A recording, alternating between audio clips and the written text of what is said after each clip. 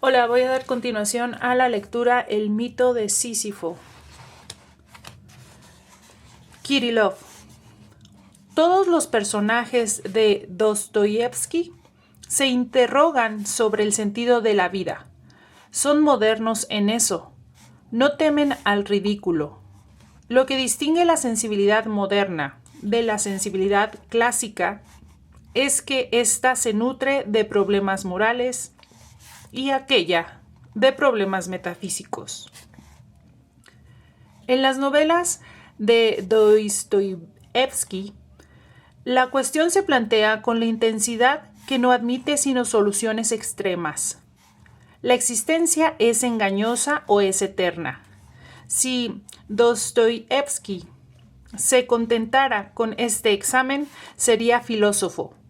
Pero ilustra las consecuencias que estos juegos del espíritu pueden tener en una vida humana, y en eso es artista.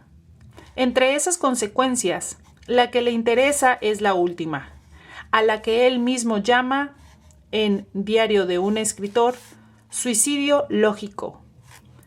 En las entregas de diciembre de 1876, en efecto, imagina el razonamiento del suicidio lógico, convencido de que la existencia humana es un perfecto absurdo para quien no tiene fe en la inmortalidad.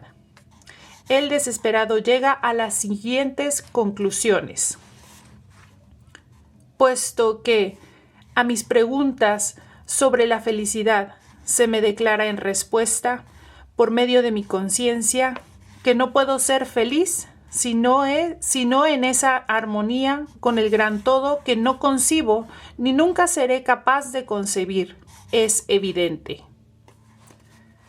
Puesto que, en fin, en este orden de cosas asumo a la vez el papel del demandante y el demandado, del acusado y el juez, y puesto que juzgo totalmente estúpida esta comedia por parte de la naturaleza, y hasta estimo humillante por mi parte aceptar interpretarla. En mi calidad indiscutible de demandante y demandado, de juez y acusado, condeno a esa naturaleza que, con tan impudente descaro, me ha hecho nacer para sufrir. La condeno a ser aniquilada conmigo. Hay, sin embargo, algo de humor en esta postura.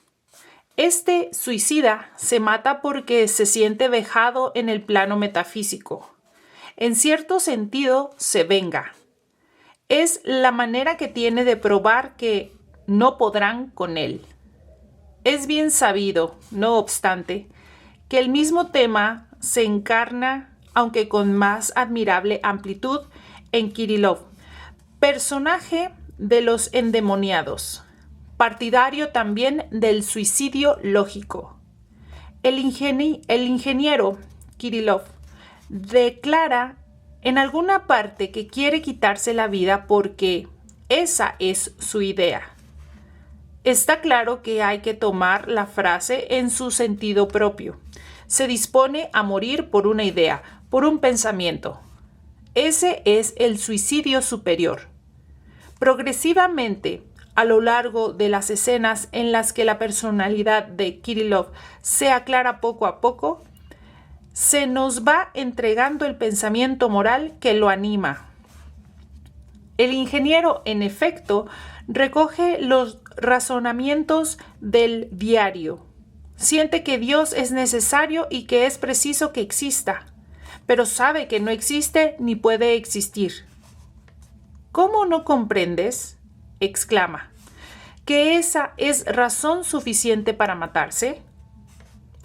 Esta actitud entraña igualmente en él algunas de las consecuencias absurdas. Por indiferencia acepta que se utilice su suicidio en beneficio de una causa que desprecia. Esta noche he decidido que me daba igual. Prepara, por último, su gesto con una mezcla de sentimientos de rebelión y libertad. Me mataré para afirmar mi insubordinación, mi nueva y terrible libertad. Ya no se trata de venganza, sino de rebelión. Kirillov es, pues, un personaje absurdo, aunque con la reserva existencial de que se mata. Pero él mismo explica esa contradicción y de tal suerte que revela al tiempo el secreto absurdo en toda su pureza. Añade, en efecto, a su lógica mortal una ambición extraordinaria que le da al personaje toda su perspectiva. Quiere matarse para convertirse en Dios. El razonamiento es de una claridad clásica. Si Dios no existe, Kirillov es Dios. Si Dios no existe, Kirillov debe matarse. Kirillov debe matarse entonces para ser Dios. Esta lógica es absurda, pero es lo que hace falta. Lo interesante, sin embargo, es dar un sentido a esta divinidad traída a la tierra. Eso equivale a aclarar la premisa. Si Dios no existe, yo soy Dios, que sigue siendo aún bastante oscura. Es importante señalar ante todo que el hombre que exhibe esta pretensión insensata es muy de este mundo. Hace gimnasia todas las mañanas en bien de su salud. Se conmueve con la alegría de Chatov al encontrar a su mujer.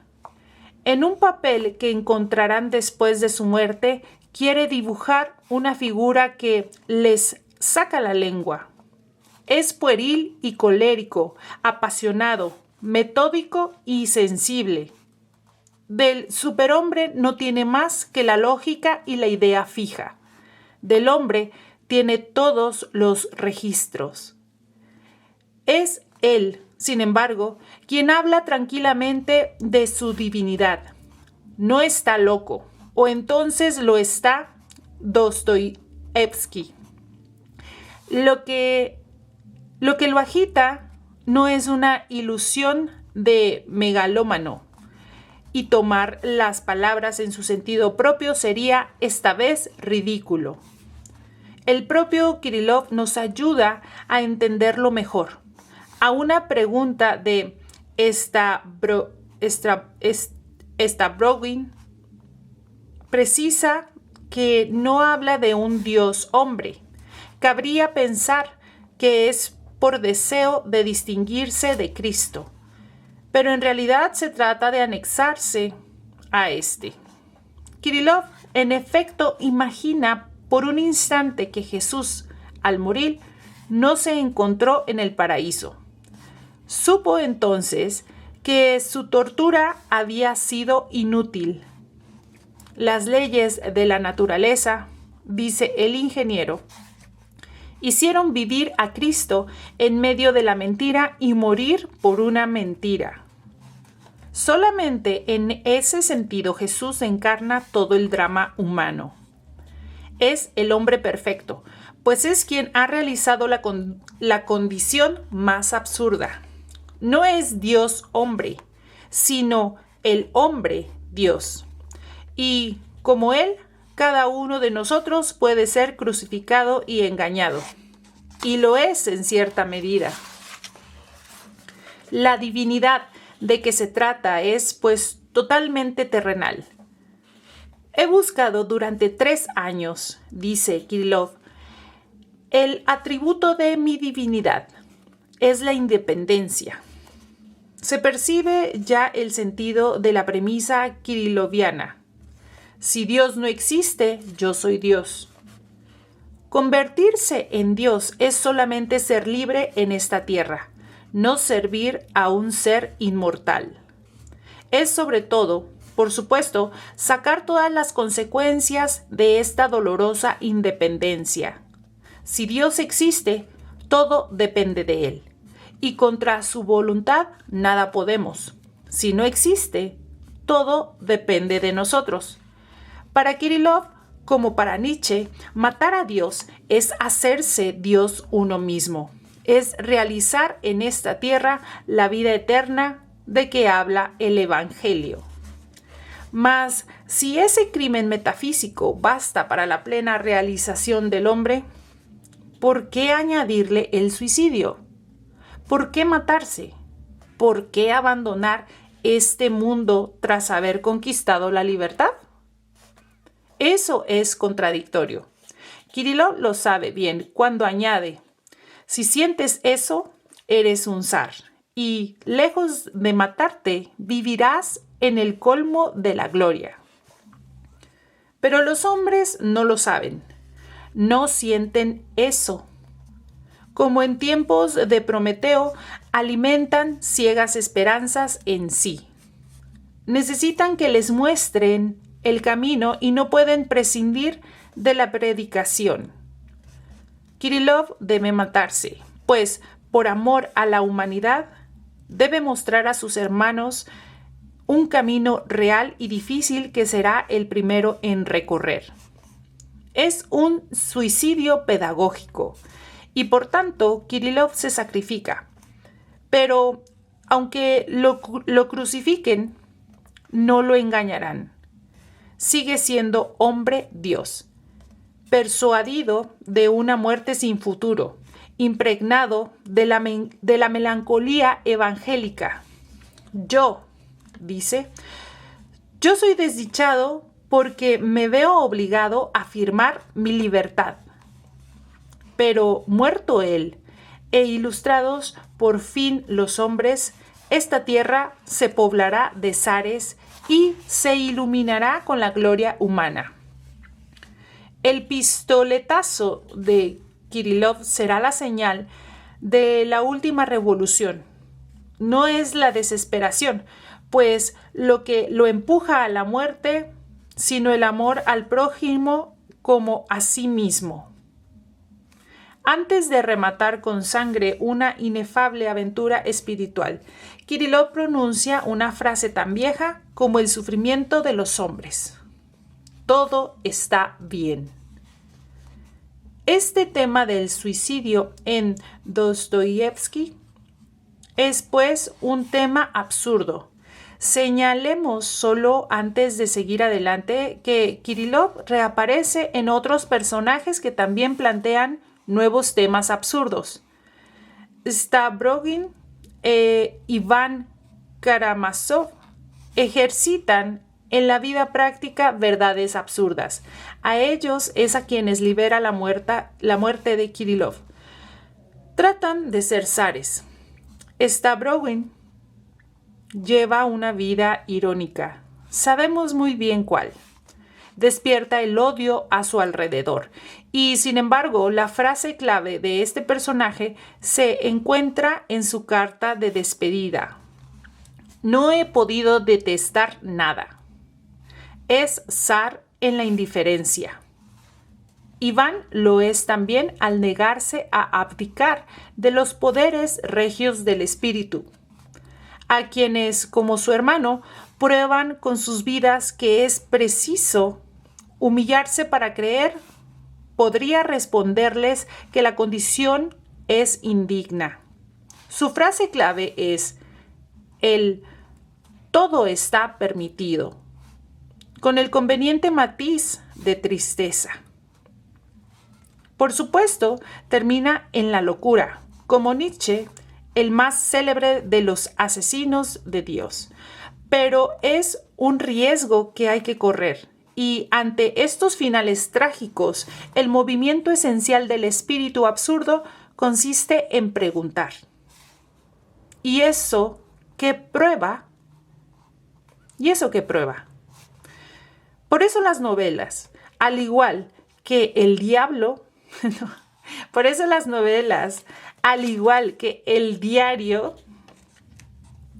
plantean la cuestión absurda. Instauran la lógica hasta la muerte, la exaltación, la libertad terrible, la gloria de los zares vuelta humana. Todo está bien, todo está permitido y nada es detestable. Son juicios absurdos. Pero qué prodigiosa creación aquella en la que estos seres de fuego y hielo nos parecen tan familiares. El apasionado mundo de la indiferencia que brama en su corazón no nos parece en absoluto monstruoso. En él encontraremos nuestras angustias cotidianas. Y sin duda, nadie como Dostoyevsky supo dar al mundo absurdo prestigios tan próximos y tan torturadores. ¿Cuál es su conclusión, sin embargo? 2 citas mostrarán la completa inversión metafísica que lleva al escritor a otras revelaciones. Como el razonamiento del suicida lógico había provocado algunas protestas de los críticos. Dostoyevsky desarrolla su posición en las siguientes entradas del diario y concluye así. Si la fe en la inmortalidad es tan necesaria para el ser humano, que sin ella acaba por matarse, es porque se trata del estado normal de la humanidad. Siendo así, la inmortalidad del alma humana existe sin ninguna duda. Por otra parte, en las últimas páginas de su última novela, al término del gigantesco combate con Dios, unos niños preguntan a Alyosha Karamazov: ¿es cierto lo que nos dice la religión? ¿Que resucitaremos entre los muertos? ¿Que podemos vernos de nuevo en el más allá? Y Alyosha responde, no sé si se pronuncia así, supongo que no, pero Alyosha responde, sí, nos encontraremos de nuevo, nos contaremos alegremente cuánto ha sucedido. Así son vencidos Kirillov, Stavrovin e Iván. Los Karamazov responden a los endemoniados. En caso de Alyosha, no es ambiguo como el del príncipe Muikin. Este enfermo vive en un perpetuo presente, matizado de sonrisas e indiferencia. Y ese estado bienaventurado podría ser la vida eterna de la que habla el príncipe. Por el contrario, Alyosha lo dice muy claro, nos encontraremos de nuevo. Ya no se trata de suicidio y de locura. ¿Para qué si está seguro de la inmortalidad y de sus goces? El hombre intercambia su divinidad por la felicidad. Nos contaremos alegremente cuánto ha sucedido. Y así, la pistola de Kirillov resonó en alguna parte de Rusia, pero el mundo siguió dando vueltas a sus esperanzas ciegas. Los hombres no entendieron eso. No es un novelista absurdo quien nos habla, pues, sino un novelista existencial. También aquí el salto es emocionante, confiere su grandeza al arte que lo inspira. Es una adhesión conmovedora, llena de dudas, incierta y ardiente. Dostoyevsky escribía hablando de los Karamazov.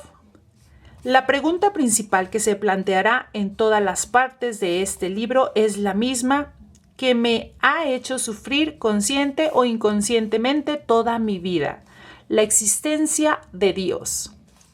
Es difícil creer que una novela haya bastado para transformar en alegre certeza el sufrimiento de toda una vida.